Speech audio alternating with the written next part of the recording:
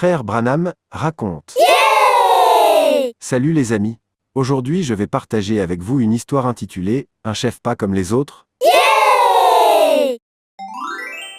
Un jour, un grand incendie éclata. La société entière prit feu, et les habitants se précipitèrent à la recherche des sapeurs-pompiers. Les premières équipes arrivèrent rapidement, mais quel spectacle! Ils se tenaient là, un peu désemparés, avec de petits tuyaux d'incendie. Le chef des pompiers, tout en marchant d'un pas nonchalant, cigare à la bouche, donnait des ordres sans grande urgence. Jetez un peu d'eau ici. Jetez un peu d'eau là. Allez-y, les gars. Tout le monde comprit rapidement que, bien qu'il portât l'uniforme et donnât des ordres, il n'était pas vraiment à la hauteur de la tâche.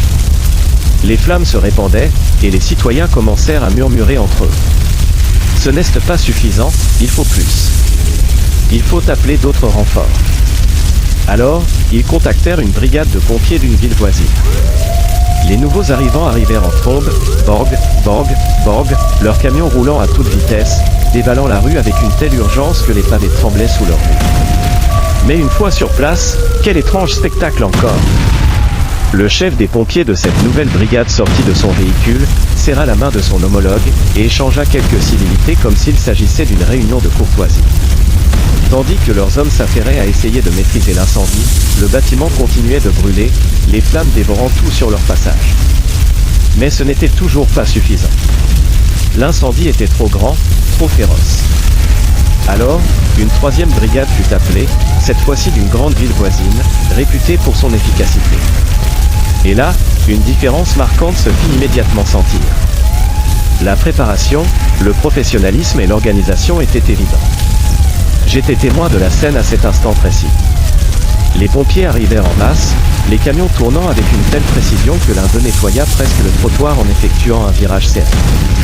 Et là, ce n'était plus juste un chef qui donnait des ordres en se baladant, non. Le chef des pompiers lui-même, un homme d'action, monta directement à bord du camion. Il n'était pas à l'écart, mais au cœur de l'action, prêt à mener l'assaut contre le feu. Ils avaient un équipement de pointe, un ascenseur électrique qui les transporta en un instant jusqu'à la fenêtre du dernier étage du bâtiment en flammes. Et qui était à l'extrémité de l'échelle?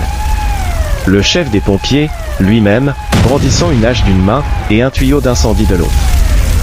Il n'a pas donné des ordres à distance, comme les autres. Non, il a crié. Venez! Venez les gars! Là, il ne disait pas « allez-y, allez-y », comme le premier chef. Non, il disait « venez ». Tout en avançant avec audace, il donna un coup de hache sur la fenêtre, et d'un seul geste, ils ouvrirent un passage, maîtrisant enfin l'incendie. Peu de temps après, le feu était éteint. Mais ce qui m'a profondément marqué, c'est la leçon que cette scène m'a enseignée.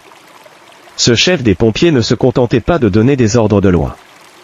Il était le premier à s'engager, le premier à risquer sa vie, le premier à diriger l'action. Cela me fait penser à ce que le Christ a fait pour nous. Il n'a pas dit « allez-y », comme si nous devions affronter seuls nos épreuves. Non, il a dit « venez ».